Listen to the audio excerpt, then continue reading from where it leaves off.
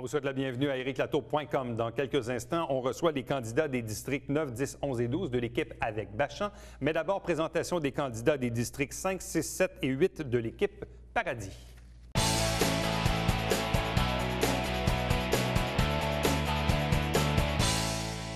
On vous présente maintenant les candidats des districts 5, 6, 7 et 8 de l'équipe Paradis. Je vous les présente dans l'ordre. D'abord, Jacques Ouellette, qui est candidat dans Saint-Edmond-Saint-Lucien. Bonsoir à vous. Bonsoir, Éric. De même que Mario Wilson dans NDL et Saint-Gérard-Ouest. Bonsoir à vous. Bonsoir. Monsieur Raymond Bouchard dans l'Acadie. Bonsoir. De même que Monsieur François Blais dans Vieux-Saint-Luc. Bonsoir et bienvenue. Bonjour. Je vais commencer avec vous, Monsieur Ouellette. Expliquez-nous tout d'abord d'où vient ce désir de faire de la politique municipale maintenant, en 2013. Depuis 5 élections, je suis l'organisateur principal d'Alain Paradis. Donc, j'ai vécu les élections pendant 5 mandats, dont une qu'on ne savait pas passer.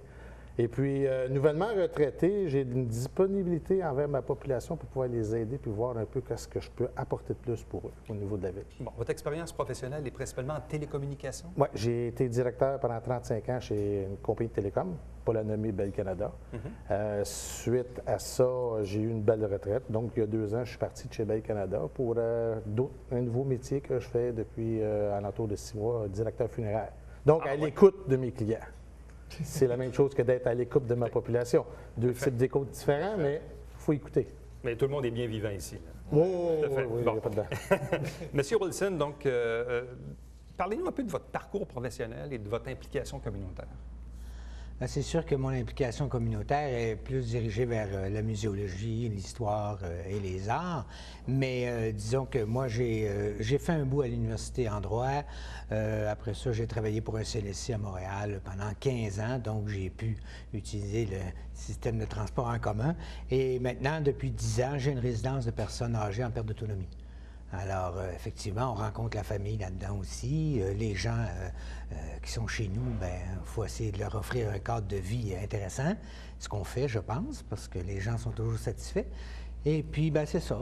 Ça m'amène à penser que là, je devrais être au bon moment, au bon endroit pour essayer la politique municipale. Et vous avez ce désir-là de faire de la politique, même si tout le monde dit que c'est je bon? pense que c'est un virus qui ne s'est jamais développé chez moi, mais que j'ai pogné en 70 avec Bernard Dussault, qui a déjà été mon beau-père. Et puis, ça c'est resté. Mais je pense qu'il y a quelque chose d'intéressant à aller faire là, puis on va s'amuser sans aucun doute.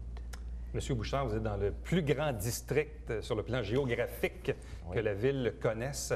Pourquoi ce désir de vous présenter en politique ici en 2013? Bien, moi, comme vous le dites, c'est un grand territoire. Moi, j'ai déjà été cultivateur. Donc, c'est un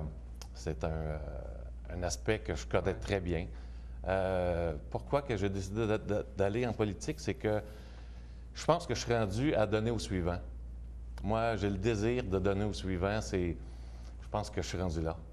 Là, vous travaillez maintenant en construction? Oui, je suis à mon compte en construction. Bon. Monsieur Blais, on le sait, vous êtes un habitué des séances du Conseil et vous êtes probablement celui qui avait le plus crié haut et fort ce désir d'avoir un panneau d'arrêt à l'intersection Savard et Bernier. On pourra y revenir. Est-ce que c'est principalement ce dossier-là qui a été l'élément déclencheur pour vous dire « je me présente à cette élection-ci » ?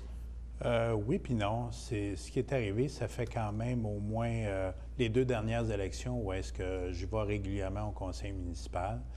Et là, j'ai regardé le bilan du conseiller présentement, puis j'ai regardé dans l'ensemble de ses projets puis de ses promesses, il n'y a rien qui a été fait dans mon quartier. Fait que là, j'ai dit, puis la goutte qui a fait déborder le vase, ça, c'est vraiment le panneau d'arrêt sur Bernier-Savard, où est-ce que M. Savard m'indique que c'est dangereux, impossible d'avoir un arrêt à cet endroit-là. Pendant 3 ans, je l'ai demandé à répétition. Et pendant le Festival des Montgolfières, on l'a eu 10 jours. Il faut croire que c'était pas dangereux d'avoir un arrêt à cet endroit-là pendant 10 jours, puis on l'a enlevé après. Vous êtes commissaire d'école? Oui. Parlez-nous de vous, de votre parcours professionnel. Je suis 28 ans à la plus grande entreprise de télécommunications au Canada. J'ai été récipiendaire du prix de l'excellence du vice-président en 2007. J'ai 20 ans au niveau de l'éducation, dont 10 à la commission scolaire des Hautes-Rivières, 1 an vice-président aussi. La commission scolaire, c'est celle qui est la mieux gérée au Québec. J'ai été 4 ans représentant des parents au conseil d'administration du cégep et j'ai même été président de la corporation de l'Estacade pendant plusieurs années au conseil d'administration. M. Ouellette, je reviens à vous. Saint-Edmond, Saint-Lucien, quels sont les principaux enjeux de ce district? On va toujours répéter à peu près la même affaire, c'est-à-dire les rues, le cégep et tout ça, refoulement d'égouts dans Saint-Lucien. Mais pour vous, quelles sont là ou les priorités sur lesquelles vous désirez travailler ardemment dans les prochaines années? Il y a une nouvelle priorité qui s'est présentée ce matin lors de l'annonce du gouvernement du Québec d'un investissement de 2,5 millions au hangar H2. Oui. Donc là, mon enjeu va devenir à ce sens-là, c'est d'essayer de conserver la quiétude des résidents alentours de l'aéroport tout en travaillant avec l'aéroport pour le développement technologique. Donc ça c'est un nouvel enjeu aujourd'hui. Regardez le juste milieu, là, pour conserver des exemples très concrets. Des vols d'avion, oui, pas de problème, mais de 8 h le matin à 5 h l'après-midi, exemple, pour ne pas déranger les citoyens en dehors des heures normales. C'est ces genres de choses-là qu'on pourra faire avec eux et travailler avec l'aéroport. Ça, c'est tout nouvellement, là, ça sort de presse aujourd'hui. Bon. Est-ce que les gens vous parlent beaucoup de l'aspect sécurité et stationnement dans le pourtour du cégep? Oui, effectivement. Il y a beaucoup de circulation. Moi-même, je reste sur la rue de Lier, donc en face du cégep. Il y a beaucoup de personnes qui viennent stationner chez moi. Je ne crois pas qu'en développant un nouveau stationnement, ça va régler la problématique. En développant un nouveau stationnement, il y a plus d'étudiants, il y a plus de places, donc plus de véhicules. Il faut développer notre transport en commun avec des navettes possiblement qui vont amener plus rapidement les étudiants du centre-ville au parc incitatif qu'on a à l'extérieur de la ville. Ça serait la solution intelligente, je pense. Puis en créant, comme je vous dis, des incitatifs avec les étudiants, de sorte qu'ils vont être comme... Ils n'auront pas le choix de le faire au niveau de l'avenir de notre ville. M. Wilson, dans NDL et Saint-Gérard-Ouest, doit-on construire un mur coupe-son ou implanter des arbres le long de la 35, le long de la rue de la Neuve-France? Bref, comment on peut régler cette problématique-là qui semble revenir dans l'actualité? Non seulement dans l'actualité, mais aussi auprès des citoyens, parce que là, c'est la période du porte-à-porte, et j'en ai des commentaires, je peux vous en présenter des feuilles complètes. Les gens sont abasourdis par ce qui se passe, qu'il n'y a rien qui a été fait de concret, il y a eu des arbres de plantés, ils sont tout morts, ils en plantent d'autres, c'est des chicots. Les gens qui vivent là, en général, dans ce quartier-là, c'est des gens âgés dans la cinquantaine, dans la soixantaine. C'est tous des gens qui vont être décédés quand les arbres vont commencer à faire leur job. J'ai l'impression qu'il va falloir qu'on y pense au mur coupe-son, effectivement. Évidemment, un mur végétal, parce que je pense que les études le démontrent. C'est à peu près ce qu'il y a de plus efficace. Là. Bon. Parlons du boulevard industriel, circulation lourde dans ce district-là. En quoi ça vient déranger les citoyens? Qu'est-ce qu'on peut faire pour améliorer leur quiétude? Bien, c'est sûr qu'idéalement, il aurait fallu que ce soit fait au moment du développement de ce quartier-là, de conserver une espèce de section, là, 1 ou 2 terrains, pour éviter aux gens d'entendre les véhicules lourds qui passent constamment. Mais pour l'instant, on est avec la problématique de solage qui ont des problèmes importants, des fissures et tout ça. Fait que, là, il va falloir qu'on regarde pour dévier le transport lourd, absolument. Soit par Grand-Bernier pour atteindre plus aisément l'autoroute 35. Il va y avoir des choses de fait, c'est certain. Puis on va prendre le pouls des citoyens. C'est ce qui est le plus important. D'abord, le citoyen, qu'en pensez-vous? Que désirez-vous? On vous présente des études. Qu'est-ce que vous préférez? Il faut vraiment y aller de ce côté-là. Là. M. Bouchard, dans l'Acadie, et on l'a vu dans les dernières semaines, la problématique à l'égard de l'eau potable au parc Rémiard. Il semble y avoir une solution qui est en voie de se créer, mais on ne connaît pas encore les chiffres et en même temps, les locataires du parc sont un peu tributaires de Parkbridge, qui est le propriétaire. Comment on peut rassurer les locataires de ce parc à l'égard du projet qui s'en vient? Comment les rassurer? Bien, c'est premièrement par notre présence, être là au bon moment, suivre le dossier vraiment là, pas à pas pour vraiment donner les bonnes informations aux personnes parce que eux, ils ne savent pas s'il va y avoir un compteur, s'ils vont payer l'eau au compteur, si c'est la Ville de Saint-Jean, si leurs taxes vont augmenter. Ils ne savent rien. Il faut les informer. Donc, c'est en ce sens-là que je veux m'impliquer. Bon, quels sont les autres enjeux dans l'Acadie? Bon, on parle de corridors scolaires toujours. Vous avez l'école Bourassa là, qui est en plein cœur du village, où il y a encore des gros camions qui passent. Ça, c'est un enjeu, je présume. Est-ce qu'il y a d'autres enjeux également dans l'Acadie? Bien, conserver le patrimoine, c'est sûr. L'Acadie, c'est un des joyaux du Québec. Donc, oui, c'est un des gros enjeux, garder le patrimoine de l'Acadie. C'est sûr qu'il y a toute la route de contournement que je veux aussi développer parce que comme vous l'avez dit, il y a des gros camions qui passent sur Grand Pré et ça amène beaucoup de problèmes. Bon. Dans Vieux-Saint-Luc, M. Blais, on l'a parlé tantôt en introduction, l'installation d'un panneau d'arrêt à l'intersection Savard et Bernier. On parle beaucoup de la sécurité également des rues Savard et France. Tout le monde veut la passerelle. On parle des terrains de golf. Boulevard Saint-Luc est en train de se terminer. Mis à part le stop là, dont on a parlé tantôt, quels sont pour vous les autres enjeux du district? Bien, il y a comme ça a été mentionné, on a des problèmes de vitesse. On a des problèmes où est-ce que les gens ne respectent pas les limites. On a des projets aussi de développement de la rue France, où est-ce que tout le monde la promet, est prévu en 2014. Sauf que ce qu'on n'a pas dit à aucun des citoyens dans le porte-à-porte, c'est comment que la rue va être développée. Puis savoir, est-ce que j'installe 2 trottoirs de chaque côté, ça veut dire va faire que j'empiète sur les terrains des citoyens. Puis j'en installe-tu juste un? Ouais. Qui va payer? Toutes les infrastructures, ça va être à la charge de qui? Ça fait que ça, c'est une problématique au niveau de la rue France. La rue Savard, j'ai une portion qui date des années 70. Ouais. C'est noir comme chez le loup. Moi, j'ai demandé des lumières pendant 50 ans au conseiller qui est là présentement. J'ai rien eu.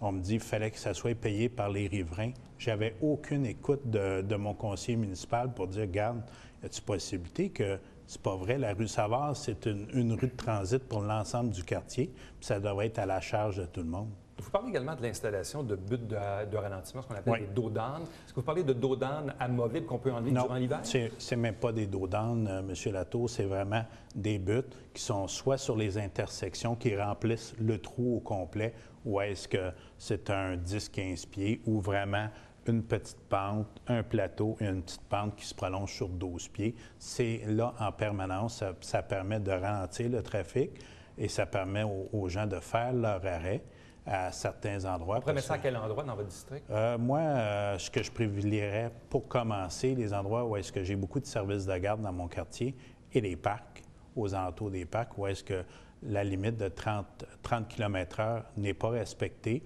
Et j'ai pas depuis la fusion, la présence policière est en chute libre.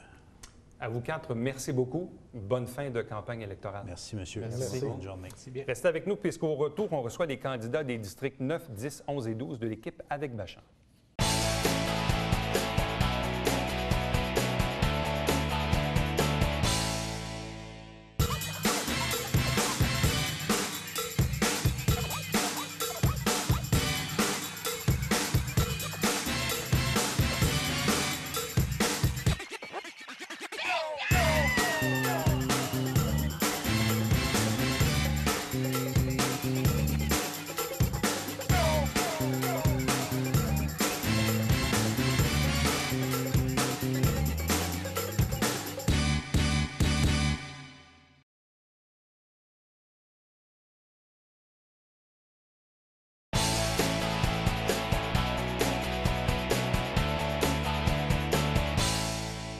Entrevue maintenant avec les candidats des districts 9, 10, 11 et 12 de l'équipe de Claude Bachand. Je vous les présente à l'instant et dans l'ordre. Jacinthe Lachance-Fiola qui est dans NDA et Saint-Gérard-Est. Bonsoir à vous. De même que Yvon Godin qui est dans Prévert et Normandie-Ouest. Bonsoir à vous. Bonsoir, M. Latour. Madame Lise Girard dans Jean-Talon et Normandie-Est. Bonsoir. Bonsoir. De même que Jean-François Gay qui est dans 80 et Île-Sainte-Thérèse. Bonsoir et bienvenue. Bonsoir. Je vais commencer avec vous, Madame Lachance-Fiola. Parlez-nous d'abord de vous. Vous êtes donc dans le domaine de la psychologie, domaine de la santé. Quel est votre emploi du temps? Oui, exactement. Je suis consultante à l'hôpital Sainte-Justine. Je suis détentrice d'un doctorat en psychologie et aussi d'un post-doctorat en sciences infirmières. Donc, je suis amenée à faire de la recherche. Je suis aussi née à Saint-Jean-sur-Richelieu. J'habite mon quartier depuis plus de 3 ans. Et je suis aussi active bénévolement au sein de la Société canadienne de la douleur. Bon. Parlez-nous un peu de votre emploi, d'ailleurs, à Sainte-Justine. C'est quand même intéressant. Donc, votre travail de tous les jours, ça consiste en quoi? Je fais de la recherche principalement sur la douleur. Donc, j'évalue différentes façons de pouvoir évaluer cette douleur-là. J'ai travaillé justement en collaboration avec des anesthésistes ou encore des chirurgiens orthopédiques. Par exemple, ça peut être la douleur après une chirurgie pour la scoliose ou aussi ça peut être la souffrance chez les adolescents qui ont le cancer. Qu'est-ce qui fait qu'une consultante en douleur, désire faire de la politique. Ça peut être souffrant, la politique aussi. Pourquoi faire de la politique maintenant? Bien, la politique, elle m'a toujours intéressée. C'est vraiment un domaine dans lequel que je suis à l'aise. Aussi, le fait que j'ai terminé dernièrement mes études, ça me permet de m'investir dans ma ville. Aussi, bien, ma formation m'a permis d'établir des liens de confiance avec les personnes. Je suis capable de rentrer facilement en relation avec elles. Et mes recherches aussi m'ont appris à défendre mes idées, à développer des projets et à les rendre à terme. M. Godin, vous êtes conseiller en relations de travail. Parlez-nous de vous. Quel est votre emploi du temps? Quel est votre parcours professionnel et votre implication communautaire aussi? Bon, écoutez, présentement, je suis à la retraite depuis le 21 décembre 2012. Ça va faire 1 an. Ça va, oui, 1 an en décembre. Bon, écoutez, j'ai commencé à travailler à l'hôpital du Richelieu en 1972. Je suis impliqué immédiatement dans le syndicat, donc j'ai toujours aimé un petit peu de la politique, de syndicat. Ouais. Ensuite, j'ai accédé en 1991 à un poste de conseiller syndical dans la santé. Donc, mon travail consistait à défendre les travailleurs et des travailleurs de la santé. Ensuite, je suis allé dans la construction, un autre monde, complètement différent. Alors, la construction, écoutez, on allait régulièrement dans les écoles vendre un peu de notre parti. Moi, je travaillais pour la CSD, donc la Centrale des syndicats démocratiques. Donc, j'allais vanter les mérites de la CSD. Qu'est-ce qu'on faisait, nous, pour les travailleurs, les travailleuses de la construction, ainsi qu'aussi amener nos étudiants à adhérer chez nous. Et j'ai terminé ça pour le parachèvement de l'autoroute 30 comme conseiller en relations de travail. Et là, retraité depuis décembre 2012. Et là, lancement en politique municipale maintenant. Oui. Écoutez, politique municipale, c'est un peu comme le syndicat. Moi, je pense qu'il faut, faut être à l'écoute des citoyens et citoyennes. Je suis une personne qui, je fais présentement mon porte-à-porte. J'entends toutes sortes de choses et je me suis engagé formellement à ne pas aller à tous les 4 ans aller voir les citoyens dans mon quartier, aller annuellement faire la tournée des quartiers. Puis on entend plein de choses et je parle de notre quartier, donc, il est présentement là, orphelin. Malheureusement, je n'aimerais pas de conseiller qui est là présentement, on ne le voit pas. Ça fait 37 ans que j'habite dans ce quartier-là. Je ne l'ai jamais vu. Madame Girard, parlez-nous de vous. Vous êtes une retraitée du monde de la santé, donc infirmière, mais également vous avez fait du syndicat. Oui, j'ai été présidente du syndicat. J'ai été impliquée aussi au Centre des aînés. J'ai été vice-présidente du Centre des aînés Joannay. J'ai été présidente du syndicat de l'hôpital où je travaillais à Montréal. J'ai fait les hôpitaux à Saint-Jean, les hôpitaux de personnes âgées. Et maintenant, je me lance en politique. Et pourquoi vous lancez en politique? Je me lance en politique parce que j'aime les gens. Et mon dossier, moi, j'aimerais être avec les personnes âgées. Et puis, leur sécurité qui est important parce que dans mon porte-à-porte, moi, j'ai beaucoup entendu parler de sécurité des gens. Les gens, j'ai vu, un monsieur m'a fait même entrer sur son balcon pour me faire dire me montrer qu'une personne âgée traversait la rue et un automobiliste la klaxonnait parce qu'elle allait passer vite. Ben, c'est aberrant, ça. Fait que moi, je veux m'impliquer là-dedans. Jean-François Guay, avocat et chroniqueur automobile. Oui. Pourquoi faire de la politique? Pourquoi? Bien, ça fait longtemps que je veux faire de la politique, Éric, et je pense que là, l'occasion était bonne, étant donné que M. Dolbec se retire et que M. Bachand se présente à la mairie. Moi, je pense qu'on est le parti du changement parce que les gens qui regroupent, les conseillers qui se présentent avec M. Bachand, il n'y a personne présentement qui est conseiller municipal. Donc, il n'y a pas personne, entre guillemets, qui a des squelettes dans son placard. Donc, c'est une nouvelle base, c'est une nouvelle équipe, une nouvelle aventure. Est-ce qu'on a une bonne flotte de véhicules à la ville de Saint-Jean?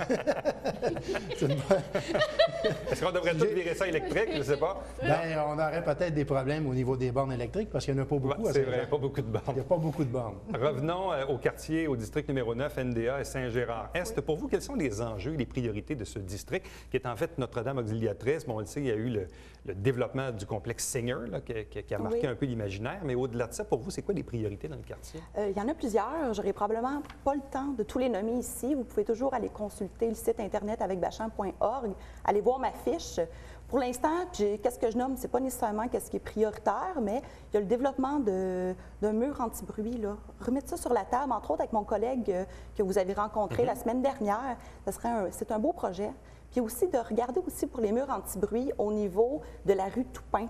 Je ne sais pas si tout le monde est à l'affût de ça, mais il y a beaucoup d'industries sur cette rue-là. Il y a beaucoup de passages de camions à des heures pas possibles. Donc, les résidents de cette rue-là m'ont demandé ça. Bon. Il y a aussi beaucoup d'autres choses, comme par exemple, ce qui est les écoles.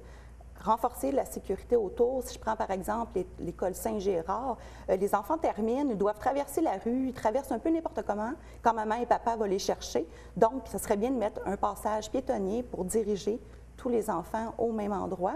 Vous parlez également de l'installation de panneaux d'arrêt. Vous donnez comme exemple l'intersection Jeanne-Mance et Normandie. Exactement, oui, tout à fait, pour réduire la vitesse. C'est vraiment un problème qu'il y a là. Je peux aussi donner l'exemple de la rue Salaberry, qui manquerait aussi de panneaux d'arrêt. On s'entend que ça devient un petit peu difficile pour les personnes qui n'habitent pas nécessairement sur la rue de savoir, bon, mais ici, il y a un stop à cette intersection, mais pas à l'autre. Monsieur Godin, maintenant, dans Prévert et Normandie-Ouest, vous avez dit tantôt que, bon, un des reproches que vous faisiez, c'était l'absence de visibilité de votre conseiller. Pour vous, qu'est-ce qui reste à terminer dans ce quartier-là? Parce qu'il est pas mal tout bâti, là. Écoutez, c'est sûr, Prévert, Normandie-Ouest, comme on dit, en tout cas, le district 10, c'est complètement différent, je pense, de d'autres. On est plus un quartier qui est presque tout terminé. Je pense qu'il nous manque présentement, c'est la passerelle. Nous l'avons annoncé il y a quelques semaines dans le Canada français.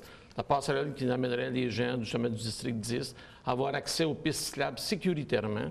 Je pense que moi, avec mon ami M. Gay, nous allons travailler conjointement et M. Bachan à la réalisation de cette passerelle-là en 2014. Au porte-à-porte, c'est un plus. Les gens en ont besoin. On a déjà parlé dans le passé. J'étais, comme je vous dis, ça fait 30 quelques années que je suis dans le district et ça a été mis des oubliettes. Et soudainement, nous, on en parle et d'autres parties en parlent aussi. Là. À un moment donné, il faut avancer. Là. Bon, je sais que c'est un dossier ville, mais vous en parlez dans vos engagements de solutionner la problématique de la caisse de retraite des employés. Comme vous avez été un conseiller en relation de travail, comment on peut régler ce problème-là? Parce que les syndicats, ils vont japper tantôt. Là. Ça ne sera pas plaisant. Là. Et bon, très bonne question. Écoutez, nous, je m'engage à aller avec M. Bachan, si on est élu, j'espère qu'on l'est, aller au Saguenay. Il y a eu une entente dernièrement avec la Ville du Saguenay et le syndicat SCFP. J'ai des contacts quand même avec les syndicats, le CFP, j'ai des contacts là. Je vais aller voir l'entente qu'ils ont eue. Nous allons en prendre connaissance, nous allons l'étudier. Est-ce qu'on peut, oui ou non, l'appliquer ici? On ne l'appliquera pas systématiquement. On va en discuter avec les dirigeants et les employés de la Ville. Et s'il y a une solution à apporter, pourquoi pas? Madame Girard, dans Jean-Talon et Normandie-Est, là aussi, c'est un quartier qui est pleinement développé, donc il n'y a plus vraiment d'espace. Vous avez énormément de blocs à appartements, d'immeubles à logement. Il y a beaucoup de changements. D'ailleurs, on dit que les gens, en 4 ans, tournent beaucoup dans ce quartier-là. Qu'est-ce qu'on peut faire pour améliorer la vie citoyenne dans le district 11? Moi, il y a un monsieur, dans mon porte-à-porte, il y a un monsieur qui me dit que ça fait 8 ans qu'il demande de faire tourner à gauche sur Normandie et Pierre-Caisse. Ça fait 8 ans. Il est patient parce que ce n'est pas encore arrivé. Et une autre personne, entre autres, m'a demandé aussi de poser un arrêt. C'est Macmillan ou Victor Hugo, je ne me trompe pas. Et ils disent, ça fait 2-3 ans qu'on le demande et on ne voit même pas le conseiller. Moi, ça fait 23 ans que je demeure sur Normandie et je n'ai jamais vu mon conseiller. Et à un moment donné, on veut que ça change. Vous parlez également d'une maison multifonctionnelle pour les acteurs issus du milieu de la culture. Ça pourrait se développer de quelle façon, ça?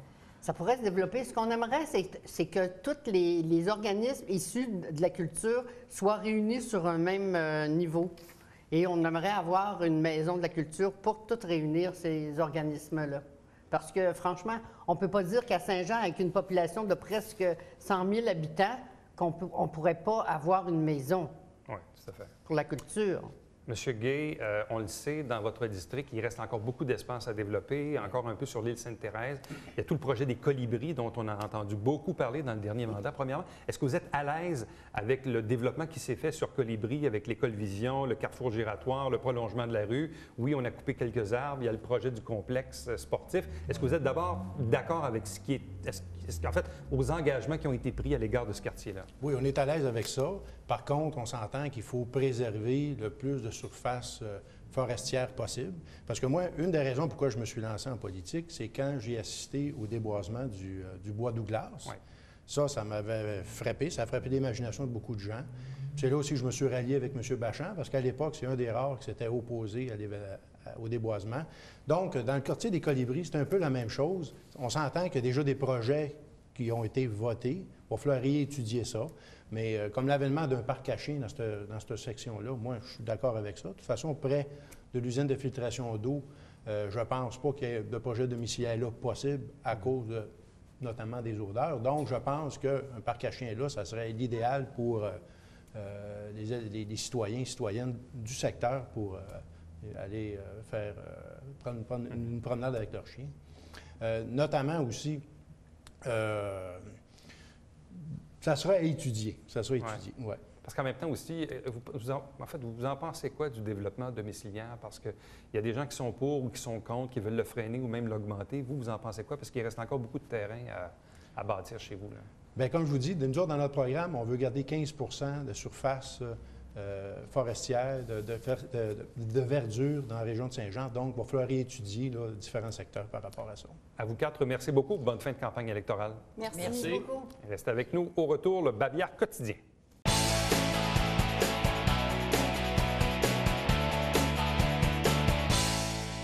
Leader mode d'emploi, c'est le nom de la conférence de M. Jacques Lalanne présentée le mardi 22 octobre à 7 h le matin au restaurant Les Glaces et organisée par les travailleurs autonomes.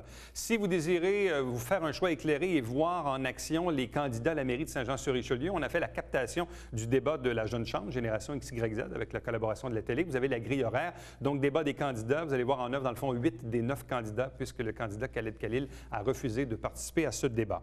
Télébingo, 3 500 $ en prix à chaque semaine. C'est tous les dimanches matin 9h30, ici même au Câble 9. Pour obtenir la liste des 30 dépositaires pour acheter vos livrets, allez sur le site Internet ou vous téléphonez ici même à la télé. Télé du Richelieu, voici les nouvelles coordonnées. On est au 145 de la rue Richelieu, en plein cœur du Vieux-Saint-Jean. On vous souhaite une bonne journée, bonne soirée. Rendez-vous demain. Bye-bye.